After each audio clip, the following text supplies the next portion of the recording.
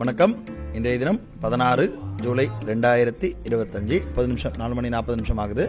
இன்றைக்கி நம்ம பார்க்குறோம், அதாவது நம்ம இந்த 15 மினிட்ஸ் பிரேக் அவுட் வந்து எவ்வளோ வந்து ஓரளவுக்கு நமக்கு வந்து இதை ப்ரொடெக்ட் பண்ணுது அன்னெசரி ஃபேக் கால்ஸ்லேருந்துன்றதை நம்ம இன்றைக்கும் நமக்கு கிளியராக வந்து புரிஞ்சிருக்கு பார்க்குறோம். ஃபஸ்ட்டு ஒரு பிரேக் அவுட் நடந்திருக்கு, ஆனால் ஆஸ் பர் த கண்டிஷன் இது வரல. ரெண்டாவது பிரேக் அவுட் நடந்திருக்கு டவுன் சைடில், மூணாவது மேலே நடந்திருக்கு, அதுக்கு அடுத்ததும் நடந்திருக்கு, கடைசியாக ஒரு ப்ராப்பர் பிரேக் அவுட் வந்தது. பட் ஆனால் டைம் டீக்கே காரணத்தினால நமக்கு அது வந்து ஒரு 800 ருபீஸ் கிட்ட நமக்கு வந்து மைனஸ் வந்திருக்கு. நம்ம ஆர்டர் புக் பார்க்குறோம், அதாவது 2.5க்கு நமக்கு வந்து 73க்கு பை ஆகிருக்கு, 3.4க்கு 61க்கு கட் ஆகிருக்கு. எம்டிஎம் பார்க்குறோம் 866 மைனஸில் இருக்குது. நம்ம ஆர்டர் புக் பார்க்குறோம், ஆர்டர் புக்கில் 866 நமக்கு வந்து மைனஸ் ஆகிருக்கு.